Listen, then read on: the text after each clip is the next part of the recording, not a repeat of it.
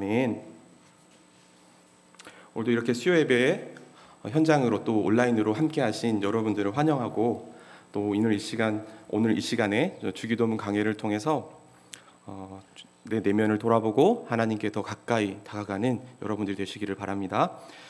자, 오늘 제가 맡은 부분은 일용할 양식을 주시옵고라고 하는 부분입니다. 자, 제가 교재를 보면서 진행을 하도록 하겠는데요. 자, 여러분 들어가기 43페이지를 피시면 될 것 같아요. 자, 43페이지. 자, 보시면은 2020년 기준 소형 자택을 소유한 광역시의 4인 가족 최저 생계비는 최하 150만 원 이상이다. O 또는 X가 있습니다. O일까요? X일까요? 다 아시죠? 다 아실 겁니다. 오겠죠? 네. 정답을 적어놨습니다. 이렇게 어렵게 만들어 놓고 틀리도록 유도했다는 건 정말 나쁜 것 같아요. 자, 여러분이 관심을 가지실 만한 주제들이 무엇일까? 요즘 TV나 뉴스나 라디오나 인터넷을 보면 우리의 귀에 쏙쏙 들어오는 단어들은 역시나 집값, 월세, 건강, 보험 이런 것들이잖아요. 그렇죠? 그 세계 경기가 어떻게 되느니, 주식이 어떻게 되느니. 자, 이런 것들이 우리에게 굉장히 유효한 질문인데, 이런 것들 대부분이요 경제적인 문제와 관련이 되어 있습니다. 우리 경제는 이제 우리 생존을 대표하는 말이 됐어요.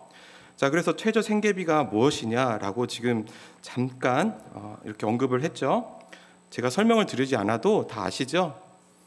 국가가 이 국민을 보살피는 데 있어서 3년에 한 번씩 최저 생계비를 정하는데, 그 금액에 따라서 이제 정책이나 여러 가지 것들을 정한다고 합니다.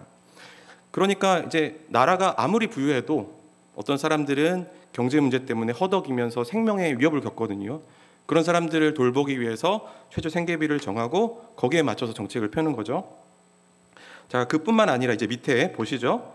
빅 무슨 지수라고 나와 있죠? 뭐가 들어갈까요? 제 밑에 보시면 맛있는 햄버거가 있습니다. 빅맥입니다. 빅맥 지수란 같은 물건은 어디서나 값이 같아야 한다는 일물일가의 원칙을 전제로 각국의 통화 가치가 적정 수준인지 살펴보는 데 활용된다. 네, 제가 다른 말씀을 드리고 싶은 게 아니라 세계 곳곳에 경제적인 것들이 다 동일하지 않다는 걸 말씀드리는 거예요. 어떤 나라는 잘 살지만 어떤 나라는 또 못 살아요. 어떤 나라는 부채가 가득합니다. 어떤 나라는 다른 나라에게 퍼주고도 남을 만큼 부유합니다. 자, 전 세계적으로 온 인류가 지금 이 경제 문제 때문에 씨름하고 있고 생존의 문제를 고민하고 있어요. 많은 국가들이 그렇게 하고 있고, 그러면 그거는 역시 우리의 문제도 된다는 것이죠. 우리 개인의 문제이면서 우리 공동체의 문제이면서 우리 나라의 문제입니다.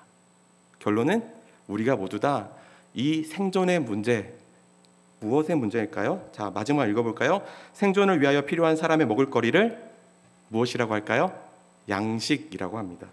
양식, 이 양식의 문제에 예수님이 말씀하신 그때부터 지금까지, 그 이전에도 그랬겠고, 이 인류 역사를 통틀어 계속해서 이 문제는 반복되고 있는 것이라는 것이죠.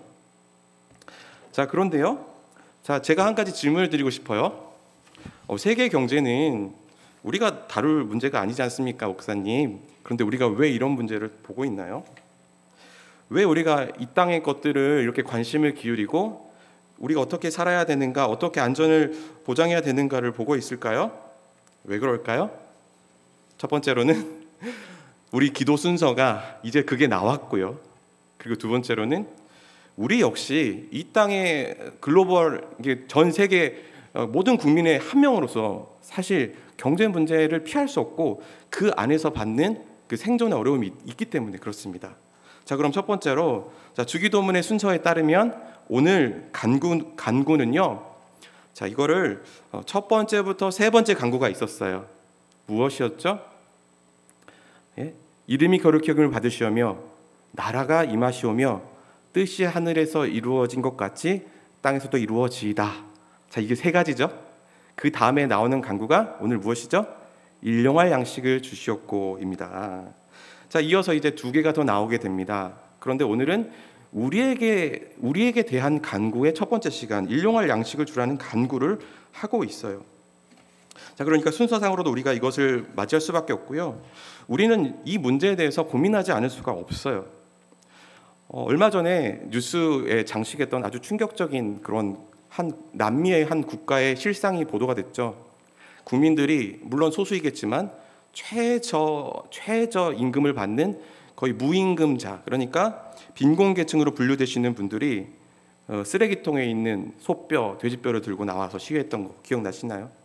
저는 그 뉴스를 보고 충격에 빠졌는데, 참 이 나라가요, 최저생계비를 정하고 아무리 그들을 먹이 살리려고 해도 결국 공백이 생기게 됩니다. 그 나라라고 해서 그 사람들이 가난하다고 해서 모두가 가난하겠어요? 그렇지 않겠죠. 누군가에게는 부가 집중이 되고, 또 어떤 사람들은 여전히 가난하게 쓰레기통을 뒤져서 그 남은 그것으로 자식을 먹이고, 또 생존의 문제를 내일 또 어디서 가서 그걸 구할까 고민해야 되는 것이죠. 이 얼마나 안타까운 상황입니까? 세상의 나라가 법과 장치를 마련해서 제도적으로 사람들을 먹이고 입히고 하고자 하나 그게 안 됩니다. 제가 비관적으로 말씀드리는 게 아니라 본질적으로 그 제도를 마련한 사람들이 죄인이기 때문에 그건 불완전할 수밖에 없어요. 결국에는 공평하게 분배가 되지 않고 누군가는 생존의 문제에 내몰리게 된다는 것이죠. 여러분들도 역시 동일하게 지금 이 나라에 살고 있고, 또 경제 세계 위기에 살고 있고, 또 개인의 여러 가지 경제적인 문제들도 있을 것이고. 자, 오늘도 우리 똑같잖아요. 우리 똑같잖아요. 저도 그런데 은행의 잔고를 한 달에 한 번은 무조건 확인하잖아요. 그렇지 않습니까? 정기예금 나가는 날, 집세 나가는 날, 다음 달에 학원비는 어떻게 낼까? 집세는 어떻게 낼까? 그것이 우리의 현실입니다. 그런데 우리가 그런 경제적인 삶이 우리의 본질이 되어 버린 시대에 살고 있지만, 그럼에도 불구하고 우리는 그리스도인이에요. 그리스도인이기 때문에 주님이 가르쳐 주신 대로 하나님에 대한 기도를 올렸다면, 이제는 우리에 대한 기도까지 하면서 일용할 양식이 무엇인가, 우리에게 뭘 가르치시는가를 알아야 되는 것이죠. 자, 오늘 네 번째 간구인 6장 11절 말씀. 오늘날 우리에게 일용할 양식을 주시옵고. 양식이 무엇일까요? 여러분, 양식이 무엇일까요?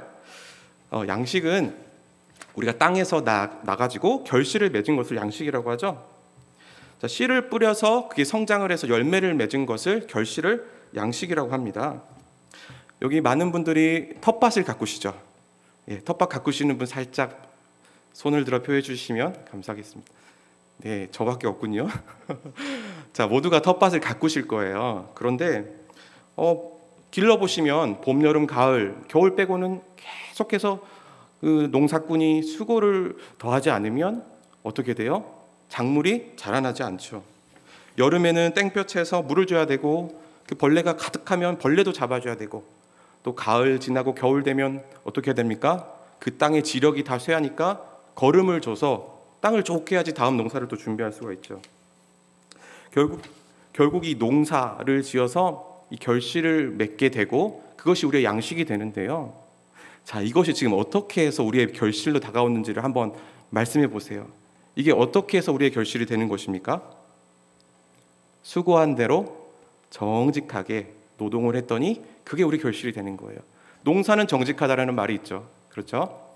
저 신대원 다닐 때도 머리가 새신 아주 기골은 그렇게 크지 않으시지만 한 교수님이 강원도에 목회를 하시는데 교수님이세요. 주업이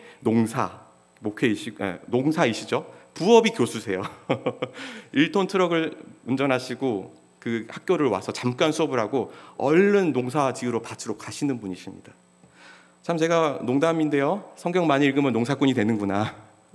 성경 많이 읽으면 농사를 하러 다시 돌아가는구나. 마치 아담처럼 그렇게 생각을 했는데, 정확하게요, 우리가 지금 텃밭을 가꾸어서 결실을 맺는 그 과정이 어디에 근거해서 시작되는지 아십니까? 창세기 3장 17절 말씀에 근거해서 시작이 됩니다. 제가 읽어보겠습니다. 내가 내 아내의 말을 듣고 내가 내게 먹지 말라 한 나무의 열매를 먹었은즉 땅은 너로 말미암아 저주를 받고 너는 내 평생에 수고하여야 그 소산을 먹으리라 라고 했습니다. 어떤가요? 우리가 농사를 지으면 그것이 30배, 60배, 100배로 결실을 맺나요? 아니죠. 수고하여야 그 소산을 먹으리라. 평생 동안 그렇게 말씀하고 있어요. 자, 온 우주를 다스릴 통치자로 부름받은 아담이 지금 처한 상황은 식탁에 먹을거리를 다 뺏겨버린 상황입니다. 여러분, 에덴 동산에서 아담은 그곳에 살게 되었죠. 그곳에서 소일거리들을 하면서 하나님이 만들어주신 동식물들을 가꾸면서, 그리고 그 에덴 동산을 지키면서 살았어요. 그때도 농사를 했겠죠? 농사를 했습니다. 그렇지만 아담이 범죄하기 전에 그 농사의 양은요, 오늘 성경 말씀이 기록하고 있듯이 창세기 1장 29절 말씀에 보면 하나님이 이르시되 내가 온 지면에 심에 있는 모든 채소와 씨 가진 열매 맺는 모든 나무를 너희에게 주노니 너희의 먹을거리가 되리라. 어때요? 지면에 먹을 것이 널려 있어요.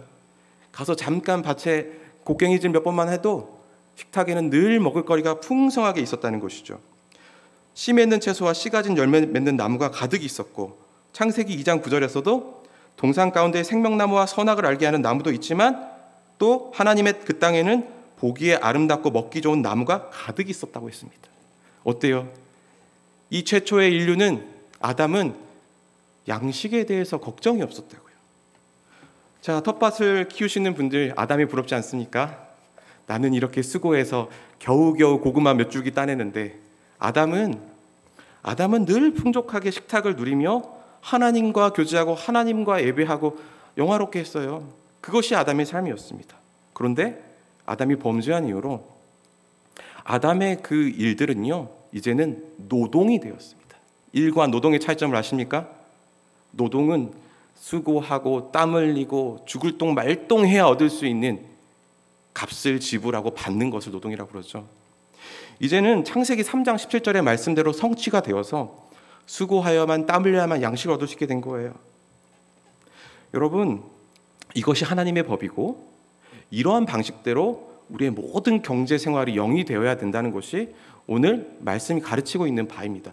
물론 오늘은요, 양식을 구하는 기도예요. 그런데 제가 하나님의 법에 따라서 정말 정직하게 수고하여야 소산을 먹는다는 그 법칙, 정말 수고했을 때 정당한 대가를 지불했을 때 받게 된다는 그 법칙을 여러분에게 하나님의 말씀이라고 소개하고 있어요.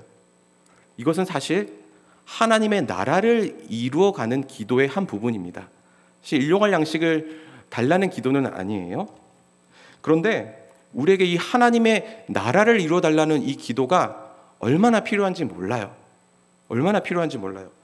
여러분들 의아하실 수도 있어요. 제가 왜 갑자기 격길로 빠지느냐. 그런데 그런 것이 아닙니다. 좀 끝까지 들어봐 주시기를 바라요. 여러분, 우리가요, 정말 정당한 대가를 지불하고 그 대가만큼 소산을, 결실을 맺는다고 생각을 하잖아요. 그런데 어떠세요? 여러분, 솔직한 마음으로 가슴에 손 얹어보세요. 그렇지 않죠? 내가 심은 나무에 사과가 2개가 아니라 50개 열리길 바라잖아요. 그렇죠? 은행에 2만 원 넣으면 100만 원 되기를 바라잖아요. 그렇죠? 저도 그런 것 같아요. 제 내면에도 하나님의 말씀의 법대로 통치가 이루어져야 되는데 그것이 아니라 그것보다 더 많은 불로소득을 원하는 것이죠. 그러니까 제가 일례를 들어버리죠. 우리 본성이요, 늘 하나님의 말씀에 반하는 그런 본성을 갖고 있다는 것을 말씀드리고 싶어요. 제가 이제 아이들하고 성경 보는 걸 시작을 했어요, 최근에. 그런데 한 장을 소리내가면서 읽고 마지막에 이제 말씀을 정리하고 마칩니다. 그러면 제가 하자고 있으니까 제가 강조하고 싶은 말씀을 읽어주고 마치려고 했어요. 잠언 10장이었어요. 잠언 10장은 좋은 말씀이 많이 있어요. 지혜로운 아들은 아비를 기쁘게 하거니와 미련한 아들은 어미의 근심이니라 라는 말씀도 있고, 또 쭉 내려가다 보면 열심히 일해야 된다는 말씀도 있어요. 자, 그런데 다 읽고 나서 이 10장 4절의 말씀을 제가 아이들에게 주려고 했더니 못하겠는 겁니다. 10장 4절 말씀이 뭐냐면요, 손을 게으르게 놀리는 자는 가난하게 되고 손이 부지런한 자는 부하게 되느니라. 아이들에게 너 열심히 한 만큼 받는 거야 라는 거 가르치는 거잖아요. 하나님의 법 가르치는 거잖아요. 근데 제가 못하겠더라고요. 왜 그랬을까요? 그거 굉장히 수고하여서 노동의 대가로 받는 거잖아요. 저는 그걸 은근히 내 마음속에는 반대하고 있었던 거죠. 여러분도 저와 비슷하시죠? 나의 자녀만큼은, 내 사랑하는 자녀만큼은, 내가 정말 평생 30년 동안 일해서 이만큼 벌었으면 내 자녀만큼은 그렇게 되지 않기를 바라잖아요. 솔직한 마음으로 그렇잖아요. 그러니까 말씀이 가르치는 것을 본성은 늘 거스르고 있고, 특히나 우리 기도는요, 은밀한 중에 그렇게 하나님의 말씀을 벗어나고 있어요. 사실 그렇습니다. 그런데요, 오늘 제가 드리는 말씀은 이 하나님의 법대로 지켜서 하나님의 나라를 세우자는 것은 아닙니다.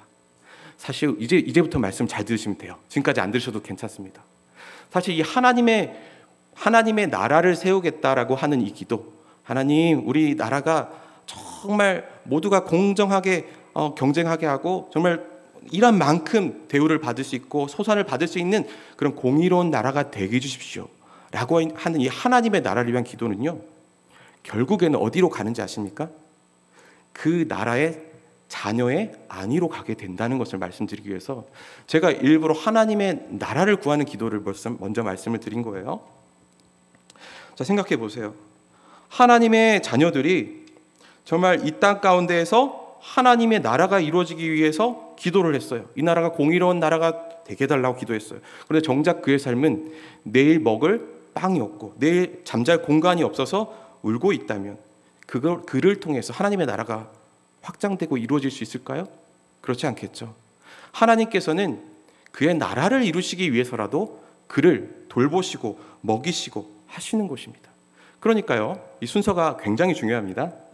하나님의 이름이 거룩히 여김을 받고 나라가 임하시오며 뜻이 이루어지는 기도 다음으로 그 나라의 구성원인 그 자녀의 안위가 항상 문제가 되는 것이고 그걸 위해 기도해야만 하는 거예요. 여러분, 제가 목사인데 이 종합재개교를 열심히 섬기는데 제가 내일 먹을 것이 없어서 우리 아이들 쌀밥을 먹일까 빵을 사다 줄까 고민한다면 제가 교회를 잘 섬길 수 없겠죠. 뭐 요즘에 그런 일들이 있을까냐마는 있겠죠. 여전히 있을 것입니다. 아마 대부분의 목회자들은 그런 상황이 오면은 충성되게 교회를 섬기지 못할 것이요. 중직자도 동일해요. 봉사하시는 여러분도 동일해요. 그러므로 하나님의 자녀들이 충분한 공급을 받아서 편안한 삶을 누리는 것은 우리의 큰 기도 제목이심을 여러분 기억하시기를 바랍니다. 하나님께서는 그 기도에 헌신한 자, 하나님의 나라, 뜻을 이루는 기도에 헌신한 자를요, 무조건 책임지시는 분이십니다. 그런 분이셔야만 해요. 또 주기도문이 그렇기 때문에 자녀들에 대한 간구까지 이어지는 것이에요. 주님, 올해 농사 망치지 않고 100배 결실을 맺게 해주십시오. 잘 되게 해주십시오. 주님, 우리 가족 장사해서 이윤 잘 남게 해주세요. 주님, 우리 사업장에 정말 능력 있는 경영자 보내주셔서 다른 기업과 거래 잘하고 성장하게 해주세요. 이런 기도들 우리가 굉장히 지극히 현실적이고 우리의 막 번영과 기쁨과 행복을 위해서 하는 기도 같지만 이런 기도들도 하나님의 자녀들의 안위를 위해서 그들의 보호를 위해서는 드려줘야만 하는 기도라는 것을 오늘 말씀하고 있죠. 그런데 여기 계신 분들 지금 표정이 좋지 않죠. 나는 분명히 마태복음에서 이방인들처럼 구하지 말라고 배웠는데, 물질적 번영과 축복 이런 거 구하지 말라고 배웠는데 오늘 목사님이 다른 거 가르친다고. 그렇죠? 맞아요. 어색한 것이 맞습니다. 그렇지만요, 다시 한번 말씀을 드리지만 이 일용할 양식을 주시옵고라는 이 기도가 하나님께 내 모든 것 다 내어드려서 나에게 본전 하나도 없는 사람이 드리는 기도라면요, 주님 내게 채워주세요, 주님 나 좀 살려주세요 라는 기도라면요 다른 거예요. 하나님, 내가 주님의 말씀을 따르며 결심했습니다. 그래서 내가 포기할 것이 생겼어요. 주님, 그럼 내 생계는 주님 좀 책임져 주셔야 되지 않겠습니까? 주님, 나를 먹여주셔야 되지 않겠습니까? 주인에게 헌신된 종은요, 그 주인에게 헌신된 그 종의 생계까지 주인이 책임져 주시는 것입니다. 우리 자녀들도요 동일해요. 우리 자녀들을 하나님의 법대로 키우면요, 그들이 하나님께 헌신되었다면 그 자녀의 미래와 안위와 경제적인 모든 문제까지도 하나님께서 다 채워주시는 것입니다. 하나님의 나라와 그 뜻을 이루는 기도와 나의 생명과 안위를 위해서 하는 기도는 늘 쌍두마차처럼 같이 가는 거예요. 두 마리 말이 이끄는 마차처럼 그 둘은 항상 같이 가야 되는 것이에요. 이 순서가 매우 중요합니다. 여러분 그것을 믿으시기 바랍니다. 여러분, 그런데요, 오늘 말씀의 강조점은 몇 가지가 있을 텐데 첫 번째 강조점입니다. 양식을 위한 이 기도만을 떼어봤을 때요, 이건 굉장히 세속적이고 거룩하지 않은 것처럼 보입니다. 당시 1세기의 로마의 교회, 골로새 교회에서도 이런 물질을 구하는 기도가 굉장히 나쁜 것으로 치부가 되면서 사람들이 물질은 나쁜 것, 영은 좋은 것이라고 하는 그런 편가르기가 시작이 되었어요. 자, 오늘 뒷장을 넘겨서 말씀 보기 1번 함께 보시죠. 자, 읽어보겠습니다. 물질을 추구하지 않는 과도한 태도를 금욕주의라고 합니다. 바울은 금욕주의에 대해서 어떤 태도를 취했나요? 금욕주의가 육체적 추구를 막는 데 도움이 되는지 그렇지 않은지 성경에서 확인해 봅시다. 자, 1세기의 골로새 교회에는 여러 철학적인 사파들이 들어와서 하나님의 말씀을 어지럽혀 놓았습니다. 자, 유대교 신비주의도 있었고 여러 가지 철학들, 견유학파, 신비주의, 막 영적인 규례들 이런 것들을 거짓 교사들이 들어와서 마치 그것이 신앙을 지키는 하나의 방식인 것처럼 가르쳤어요. 그리고 그 중에는 오늘 제가 1번에 써놓았던 금욕주의도 있었습니다. 자, 골로새서 2장 16절 말씀을 보면 먹고 마시는 것, 절기나 초하루의 안식일을 법으로 제정하였습니다. 이 법은 하나님의 법이 아니죠. 거짓 교사들이 자신에게 충성하기 위해서 만들어낸 법인데 사람들은 그걸 모르고 며칠 동안 먹지도 마시지도 않으면서 그래야지 영이 구원을 받는다고, 그리고 안식일에 아무것도 안 하고 문자 그대로 행해야 된다고, 교사 가르침도 행해야지 구원을 받는다고, 이런 성경에도 있지 않은 금욕주의적인 가르침들을 갖고 들어왔어요. 자, 그러자 바울이 2장 23절에 뭐라고 합니까? 우리 다 함께 그 밑에 골로새서 2장 23절 크게 읽어볼게요. 시작. 이런 것들은 자의적 숭배와 겸손과 몸을 괴롭게 하는 데는 지혜 있는 모양이나 오직 육체에 따르는 것을 금하는 데는 조금 더 유익이 없느니라. 아멘. 자, 많은 성도들이 굉장히 그럴싸한 그들의 말에 속아 넘어갔습니다. 물론 그것은 어떠한 변화도 줄 수 없는 거예요. 먹고 마시지도 않고 육체 움직이지도 않고 그냥 욕구에 따라 살지 않는 것처럼 보이지만 그게 무슨 신령한 능력이 있습니까? 그를 조금 더 변화시키지 못해요. 우리가 아다시피 예수 그리스도를 믿고 그분을 인격적으로 믿고 그분에 따라서 삶을 돌이킬 때에만 변화가 있는 것이지, 다른 안식일을 지킨다든가 여러 가지 규례들을 만들어서 하는 것이 어떠한 변화도 줄 수 없어요. 그런데 거짓 교사들은 당시 유행하던 철학을 가지고 와서 금욕주의를 집어넣으면서 그렇게 해야만, 그러면서 교묘하게 어떤 걸 넣었냐면 물질에 반대해라, 물질 나쁜 것이다, 물질에 대한 기도하지 말라라고 했습니다. 그런데 오늘 바울이 뭐라고 했어요?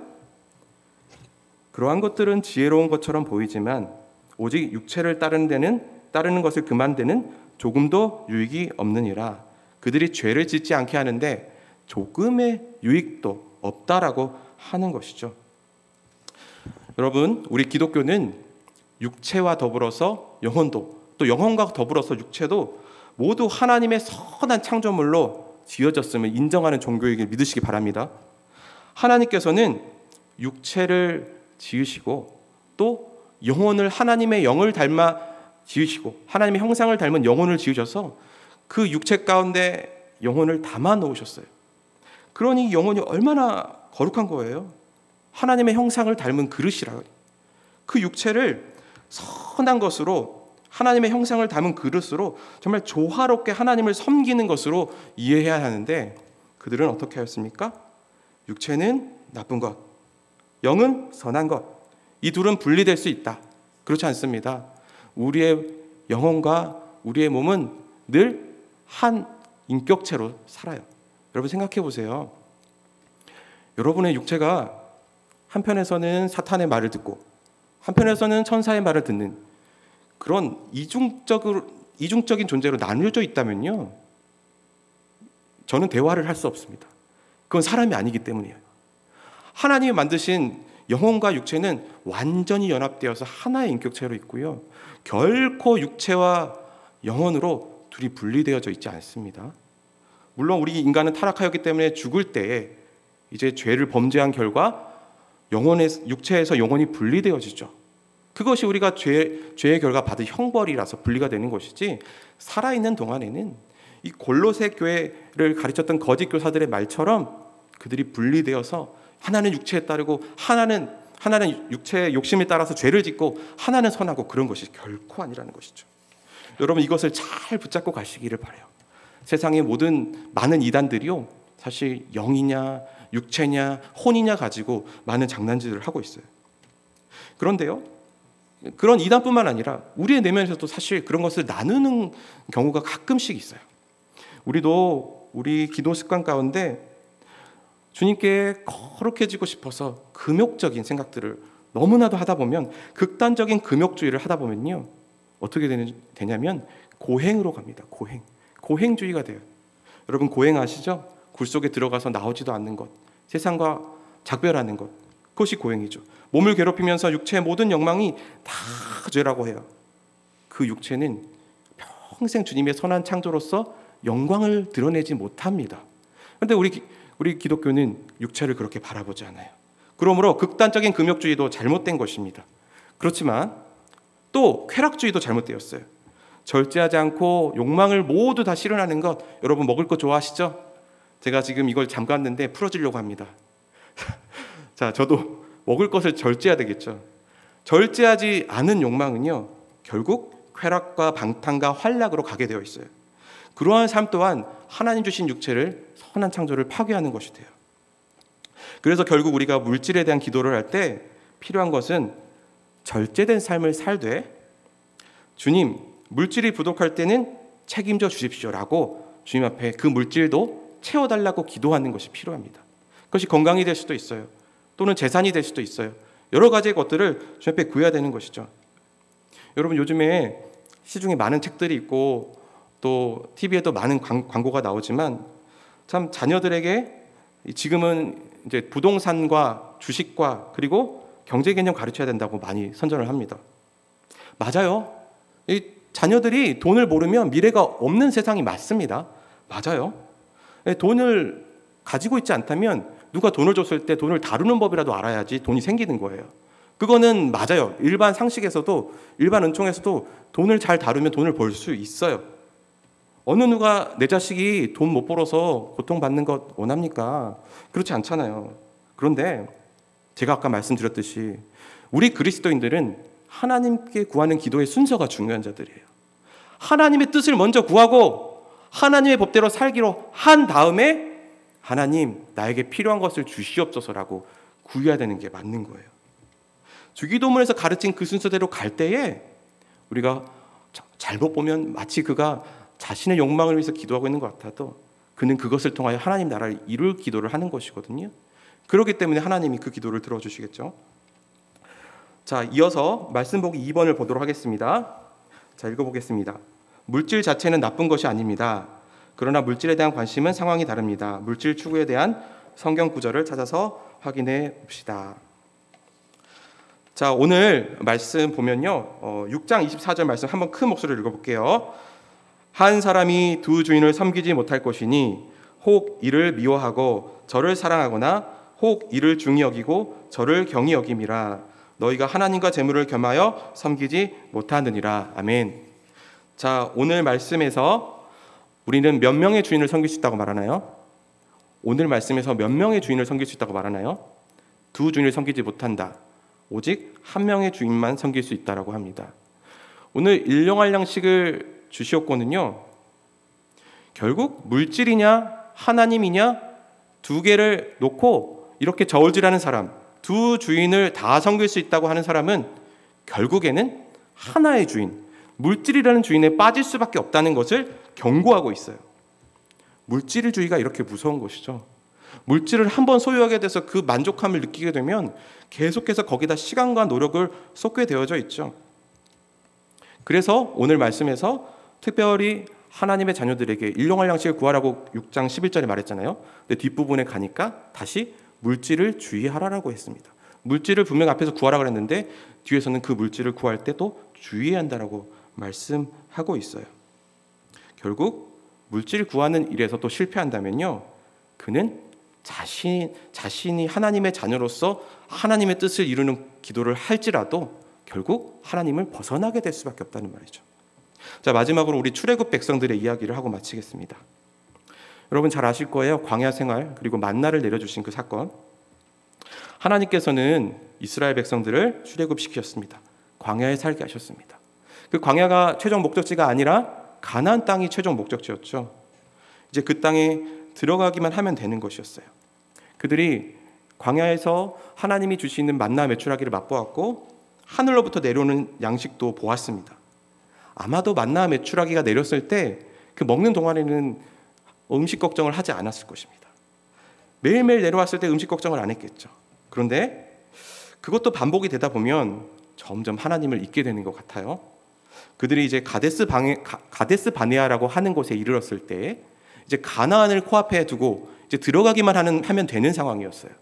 그런데 그들이 어떻게 했냐면 하나님의 인도하심을 거절합니다. 우리는 모세를 따르지 않겠다. 애굽으로 돌아가자. 애굽이 좋다. 애굽에 먹을 것이 많다. 애굽에 풍족한 물질이 있다. 그러면서 그 하나님의 인도하심 따르지 않겠다 합니다. 그래서 그 결과 어떻게 됩니까? 그들이 38년 동안 광야를 방행하게 되고 그 불신의 자녀들은 다 거기서 죽게 됩니다. 하나님께서 만나를 하늘에서 내려주셨는데 그런 기적을 보고서도 애굽의 만나를 떠올릴 수 있나요? 우리에게 기적 한 번만 있으면 우리 그거 배반 안 할 것 같잖아요. 그렇죠? 어떻게 그런 일이 있을까? 누군가가 이 모세가 아닌 다른 사람들을 지도자로 삼자고 선동한 걸까요? 아니면 누군가가 애굽의 그리움이 커서 그냥 가자고 소리를 외쳤던 걸까요? 아닐 것입니다. 하나님께서는 애초에 이스라엘 백성들이 광야에 내모실 때 이들을 믿고 광야로 내보내신 것이 아니거든요. 그러니까 그들이 그곳에서 잘할 거라고 믿고 보내신 것이 아니에요. 그러니까 광야는요, 하나님께서 하나님의 말씀을 따르는 백성이냐 아니냐를 확인하려고 그곳에 내모신 것이죠. 그곳에서 누구를 따르느냐, 누구를 찾느냐, 그것을 가르치기 위하여서 광야로 내모신 것이죠. 온갖 부패와 타락이 가득한 땅, 우리도 여전히 그렇지 않습니까? 여전히 우리 주변에는 하나님의 법, 그리고 하나님이 아닌 다른 사람, 그리고 다른 세상의 규칙을 따라서 타락하고 범죄할 가능성이 아주 많이 있죠. 그러나 그럼에도 그 땅 가운데서 나를 주인 삼고 내 보호대로 살아갈 수 있겠느냐 물어보시는 것이 바로 광야라는 것이죠. 여러분, 광야는요, 유혹이 가득한 것입니다. 특히나 오늘 출애굽 백성들이 넘어갔던 것이 물질주의입니다. 번영, 만모니즘, 애굽의 그 물질 번영을 쫓아서 그들은 다시 돌아가겠다고 했습니다. 그래서 어떻게 되었습니까? 그들이 거기에서 다 죽었습니다. 이 땅에 살면서 물질의 유혹만큼 강한 것이 없음을 다 아시죠? 그 결과도 끔찍한 걸 다 아시죠? 여러분, 이곳에서 지금 여러분이 사시는 매일매일이요, 여러분이 무엇을 선택하고 무엇이 주인이냐를 고백하는 그것이 하나님께서 여러분을 거룩한 교회로 인정하시기도 하시고 때로는 내 자식이 아니라고 말씀하시기도 한다는 것을 여러분 기억하시길 바랍니다. 자, 오늘 말씀을 들었으니까 이것 한 가지만 기억하시기 바랍니다. 하나님의 뜻을 구하는 분이시라면 하나님의 자녀로서 물질을 구하세요. 그런데 그 순서를 꼭 지키셔야 됩니다. 먼저 그의 나라를 구하시고 그의 의를 구하시고 그러면 이 모든 것을 너희에게 더하신다는 그 말씀대로 순서를 지키시기 바랍니다. 하나님께서 광야에서 굶지 않게 하셔요. 그리고 더 나아가서 광야의 모든 일들이 다 감사할 일이었다라고까지 고백하기를 원하십니다. 그게 어떤 고백인지 아십니까? 내가 너를 다 먹이고 내가 너를 인도하여 낸 여호와다라는 인정을 받기를 원하시는 것이에요. 여러분, 일용할 양식을 주시옵소서라는 기도가 그저 오늘의 물질을 만족해하는 것이 아니라 나의 모든 좋은 것들이 다 주님께서 주신 것임을 고백할 수 있는 기도가 되시기를 바랍니다. 그렇게 고백할 수 있는 우리 모든 성도님들이 되시길 바랍니다. 기도하겠습니다.